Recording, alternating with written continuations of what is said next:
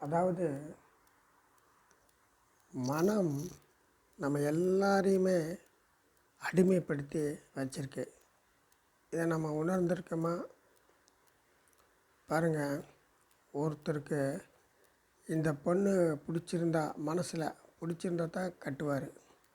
இல்லைன்னா எனக்கு மனசுக்கு பிடிக்கல, ஏனோ வேண்டாம், இந்த பொண்ணு வேண்டாம் அப்படின்ட்டுருவாங்க. அதே மாதிரி தான் பொண்ணுக்கு மாப்பிள்ளையை பிடிச்சிருக்கேன்னா, ரொம்ப பிடிச்சிருக்கு, எனக்கு இந்த மாப்பிள்ளையை தவிர நான் வேறு எந்த யாரையும் கட்ட மாட்டேன் அப்படின்னு உறுதியோட சொல்லுவாங்க. ஏன்னா அது மனசுக்கு பிடிச்சிருக்கு. அது மாதிரி தான் நம்ம படிப்பு செலக்ட் பண்ணுறது அப்படி தான். நான் இந்த கோர்ஸ் தான் எடுத்து படிப்பேன், இதுதான் என் மனசில் ரொம்ப நாளாக இருக்குது, நான் இதான் படிக்கணும், படித்து இந்த ஜாப்புக்கு தான் போவேன் அப்படிம்பாங்க. ஸோ இப்படி தான் மனம் ஒவ்வொருத்தரையும் தன்னுடைய கட்டுப்பாட்டிலே வச்சுருக்கு.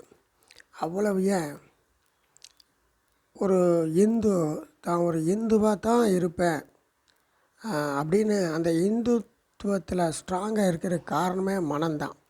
அதே போல் தான் ஒரு இஸ்லாமியன் தன்னுடைய இஸ்லாத்தை உயர்ந்த ஒரு மார்க்கமாக நினைப்பதற்கு காரணமும் மனம்தான். ஏன்னா சிறு வயதிலிருந்தே அவன் அந்த மாதிரி வளர்க்கப்படுகிறான். மனதில் அது வேர் ஊன்றிடுது. கிறிஸ்தவனுக்கும் இது விதிவிலக்கு கிடையாது, யூதர்களுக்கும் இது விதிவிலக்கு கிடையாது. உலகத்தில் இருக்கிற எல்லாருக்குமே இந்த மனம்தான் அவங்கள எல்லாம் கட்டி வச்சிருக்கு.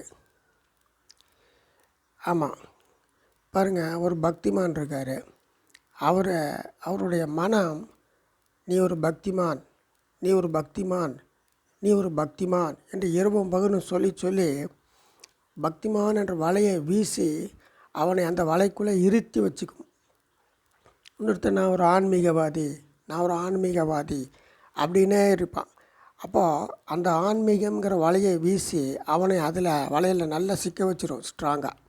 அதே போல் தான் ஒரு விஞ்ஞானி இருந்தானா, நீ ஒரு விஞ்ஞானின்னு சொல்லி அந்த ஒரு வலையை வீசி அவனை விஞ்ஞானியாக நிறுத்தி வச்சிரும். இப்படித்தான் பாருங்கள், மனம் தன்னுடைய இரும்பு பிடியில் எல்லாரையும் ஆக்கிரமித்து வச்சுருக்கு. அதனுடைய இரும்பு பிடியிலேருந்து நம்மளால் தப்பிக்கவே முடியாது. நீங்கள் நல்லா சிந்தனை பண்ணி பாருங்கள். எந்த தொழிலில் இருந்தாலும் சரி, நீங்கள் ஒரு அட்வொகேட்டாக இருந்தாலும் சரி, இல்லை நீங்கள் ஒரு ஆசிரியராக இருந்தாலும் சரி, அந்த மனம் தான் நுட்பமாக செயல்பட்டுருக்கும். சின்ன வயசுலேருந்தே உங்கள் கூட இருந்து நுட்பமாக செயல்பட்டு கடைசி வரைக்கும் தன்னுடைய பிடியிலேயே உங்களை பத்திரமா வச்சு பாதுகாத்து வழி நடத்தி வரும். ஒன்றுமில்ல,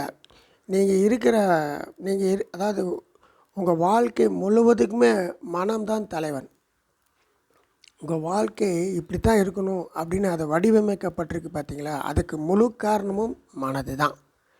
அதே போல் நீங்கள் பார்க்கக்கூடிய உலகத்தை உங்களுக்காக உருவாக்கி கொடுத்ததும் மனம்தான். ஒவ்வொருத்தருக்கும் ஒரு ஒரு உலகம் இருக்கும் பார்த்துக்குங்க. சைக்காலஜிக்கலாக நான் சொல்கிறது, ஃபிசிக்கலாக சொல்கிறது வேறு. ஃபிசிக்கலாக எல்லாருக்கும் ஒரே சூரியன்தான், ஒரே நிலா தான், ஒரே பூமி தான். ஆனால் சைக்காலஜிக்கலாக பார்த்திங்கன்னா ஒருத்தருக்கு எப்போதும் இதை காதல் பாட்டு கேட்டுகிட்டே இருக்கணும்னு தோணும். இன்னொருத்தருக்கு அப்படி இல்லை, சாமி பாட்டு கேட்டுகிட்டே இருக்கணும்னு தோணும். இன்னொருத்தருக்கு தன்னுடைய அம்மாவை போய் டெய்லி பார்க்கலன்னா அவங்களுக்கு தூக்கமே வராது. சிலருக்கு அப்பா பைத்தியமாகவே இருப்பாங்க. இப்படி தான் தங்களுடைய உலகத்தை தாங்களே வடிவமைக்கிறாங்க. அதற்கு முழு பொறுப்பு ஏற்கிறது மனம்தான் ஒரு மனுஷனை ஒரு குறிப்பிட்ட வயசுலேருந்து இன்சார்ஜ் எடுத்துகிட்டு சாகிற வரைக்கும் தன்னுடைய இரும்பு பிடியிலேயே அவனை வச்சுருக்கு. நீ ஒரு ஃபுட்பால் பிளேயராக ஆகணும் அப்படின்னா மனம் கட்டளை போட்டால் தான் நடக்கும். நீ ஒரு பெரிய ஒரு மிலிட்ரி ஆஃபீஸராக வரணுன்னா அதுக்கு மனம்தான் மூல காரணமாக இருக்கும். நீ ஒரு டீச்சர்னாவே ஒரு ஜனாதிபதிக்கிட்ட ப்ரைஸ் வாங்குகிற அளவுக்கு சிறந்த டீச்சராக ஆகணும் என்றாலும் அதற்கு மனம்தான் காரணம். மனதினுடைய துணை இல்லாமல் எதுவுமே நடக்காது. அது தன்னுடைய இரும்பு பிடியில் நம்ம எல்லாரையுமே வைத்திருக்கிறது. இது உண்மையிலும் உண்மை. அப்படின்னா இதனால் என்ன தப்பு, என்ன லாஸ்? நமக்கு ஒன்றும் லாஸ் இல்லையே அப்படின்னு நினைக்கிறேன். அப்படி இல்லை சகோதரிகளே. உண்மையை, சத்தியத்தை, கடவுளை அறிய விடாமல் தடை பண்ணுவதும் இந்த மனம்தான். மதங்களை உருவாக்கி, பல கடவுள்களையும் உருவாக்கி, இதுதான் நம்ம தெய்வம், இதுதான் நம்ம மதம், இதுதான் நம்ம மார்க்கம் என்று சொல்லி மனம் சின்ன வயசுலேருந்தே, நான் சொல்கிறது கிட்டத்தட்ட ஒரு வயசுலேருந்து நமக்கு அது மனம் மனம் போதிக்குது. நமக்கு உள்ளேருந்து நுட்பமாக அது நம்மளை வேலை செய்யுது. வேலை செஞ்சு நம்மளை அதனுடைய கட்டுப்பாட்டுக்குள்ளே வச்சுக்குது. அப்படி என்றால் உண்மையான சத்தியமும் உண்மையான கடவுளும் ஆகிய மெய்ப்பொருள் நம்ம கண்களுக்கு மறைக்கப்பட்டிருக்கு. அதுக்கு முழு காரணமும் மனம்தான். மனம் என்ற அரசனின் அசைவில்லாமல் நம்முடைய சுண்டு வரல் கூட நம்மளால் நகர்த்த முடியாது. மனம் இருந்தால் மார்க்கம் உண்டுன்னு சொல்கிறாங்க இல்லையா? மனம் நினைக்கிறது மட்டும்தான் மார்க்கம். நம்ம உலகத்தை, நம்ம வாழ்க்கையை அதுதான் தீர்மானிக்கும். சிலருக்கு உடல்பாட்டை விட்டு வெளியில் எங்கேயும் போகவே பிடிக்காது. காரணம் மனசு தான். சிலருக்கு அவங்க சொந்த ஊர் ஏதாவது கிராமமாக இருக்கும், அங்கேயே இருந்துடலாமான்னு தோணும். அது மனசு தான். காரணம் மனசு தான். ஸோ மனம்தானுங்க நம்மளை போட்டு ஆட்டி படைக்குது. இதோட இரும்பு பிடியிலிருந்து நீங்கள் விலகினீங்கன்னா தான் சத்தியத்தை, மெய்ப்பொருளாகிய அந்த உண்மையான ஜோதியை நீங்கள் அறியவே முடியும். சரி, இப்போது முக்கியமான பிரச்சனைக்கு வருவோம். எப்படி நம்ம விடுதலை ஆகிறது? இந்த மனம் என்ற மாயையிலிருந்து நம்ம எப்படி விடுதலை ஆகிறது என்றால், 3 பேர் தான் இதிலிருந்து விடுதலையாய் காணப்படுவார்கள். ஒன்று, குழந்தைகள்.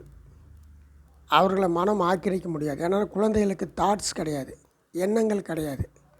அதற்கென்று பர்மனெண்ட்டாக எந்த எண்ணமே கிடையாது. நீங்கள் கொடுக்குற மிட்டாயை ஒரு நிமிஷம் சப்பும் அடுத்த நிமிஷம் தூக்கி கீழே போட்டுரும். அதுக்குன்னு பர்மனெண்ட்டாக எந்த எண்ணமும் கிடையாது. குழந்தைகள் தான் மனதால் கட்டுப்படுத்த முடியாத அளவுக்கு அவங்க இருப்பாங்க. ஒரு குழந்தை ரோட்டில் நடந்து வர்றதுன்னா வண்டி வாகனம் ஓட்டுறவும் பயந்துகிட்டே வருவான். ஏன்னா அது குழந்தை எந்த பக்கம் டேன் ஆகுன்னு அவனால் ஜட்ஜ் பண்ண முடியாது. எங்கிட்டு வேணால் திரும்பும். வண்டிக்கு நேராகவே ஓடி வந்து வண்டிக்குள்ளேயே விழுகும். ஆகையால் குழந்தைகள் பாருங்கள், மனதற்ற ஒரு தூய்மையானவர்கள். தூய்மையின் இருப்பு குழந்தைகள் தான்.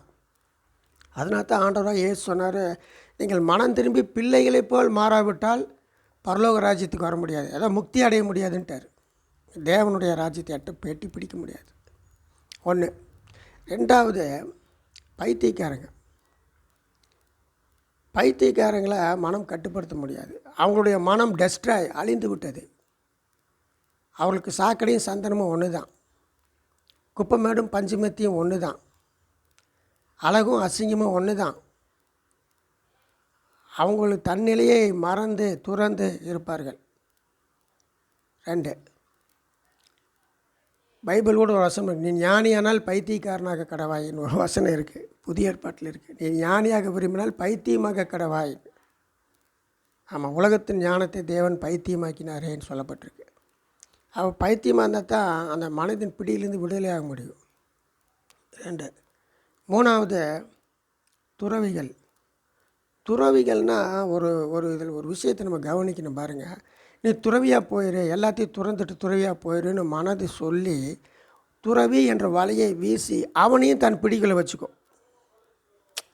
விளங்குதுங்களா? நீ துறவியாக போ, வீட்டை திறந்துரு, புள்ளைக்குட்டியை திறந்துரு, எல்லாத்தையும் திறந்துருன்னு சொல்லி அப்படி ஒரு வலையை வீசி அவனை தன் பிடியில் பத்திரமா வச்சுக்கோ.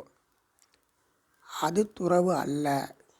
அப்படி போலி துறவிகள் தான் இன்றைக்கி 90% இருக்கிறாங்க. உண்மையான துறவு என்பது தன் ஜீவனை கூட பொருட்படுத்த மாட்டாங்க. அதுதான் உண்மையான துறவு. உண்மையான துறவுங்கிறது அதுதான்.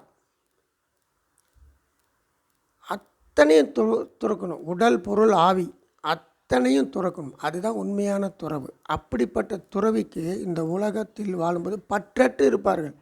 தங்கள் சரீரத்து மீது அவளுக்கு பற்று இருக்காது, ஆடை துணிமணி மீது பற்று இருக்காது, தன்னுடைய இருப்பிடத்தின் மீது பற்று இருக்காது, வாழ்க்கையின் மீது பற்று இருக்காது. ஒரு பற்றற்ற ஒரு வாழ்க்கையை வாழுவார்கள். அவர்களை மனதினால் ஆட்கொள்ள, கட்டுப்படுத்தி வைக்க, இருத்தி வைக்க முடியாது. அதனால தான் அவன் நிலையில்லாமல் சுற்றிகிட்டே இருப்பான், பரதேசியாக சுற்றிகிட்டே இருப்பான். பார்த்துருக்கீங்களா? துறவிகள் எல்லாம் ஒரு இடத்துல நிலையாக இருக்க மாட்டாங்க,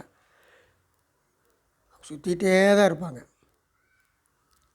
அப்போ பாருங்கள், இந்த 3 பேர் தான் மனதின் பிடியிலிருந்து விடுதலையானவர்கள்.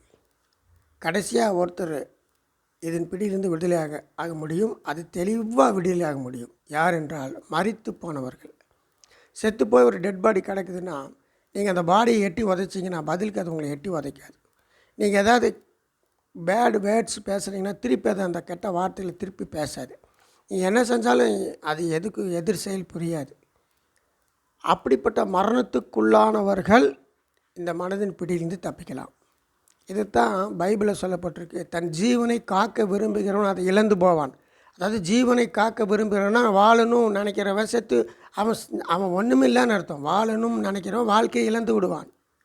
ஆனால் என் நிமித்தமாக ஆண்டவர் சொல்கிறார், சத்தியத்தின் நிமித்தமாக தன் ஜீவனை இழந்து போகிறவன். பார்த்தீங்களா, சத்தியத்தின் நிமித்தமாக நான் மரித்தாலும் பரவாயில்லை என்று சொல்லி அந்த நிலைமைக்குள் வருகிறவன் தன் ஜீவனை காத்து கொள்வான்.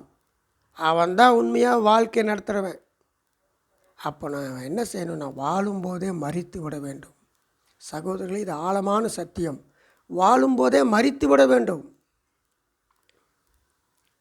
மரணத்துக்கு ஒப்பான ஒரு வாழ்க்கையை வாழ வேணும். அப்போ ஜீவனும் மரணமும் ஒரே பாதையில் போகும். அற்புதமான ஒரு பரிணாமம் பாருங்கள். அது மிக அற்புதமான ஒரு பரிணாமம். யார் நம்மளை கேவலம் பேசினாலும் லட்சியம் பண்ண மாட்டோம். யார் நம்மளை ஏறி மிதித்தாலும் நமக்கு அது ஒன்றுமே இருக்காது.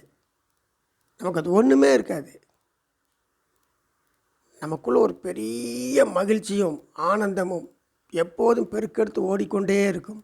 மிக ஆழமான ஒரு அமைதியில் சமாதானத்துக்குள் நாம் பிரவேசித்திருப்போம். அது ஒரு அற்புதமான நிலை. ஆகையால் மனதின் பிடியிலிருந்து விலகுவதற்கு நமக்கு இந்த 4 பாதைகள் மட்டுமே உள்ளன. சிந்தியுங்கள். நன்றி.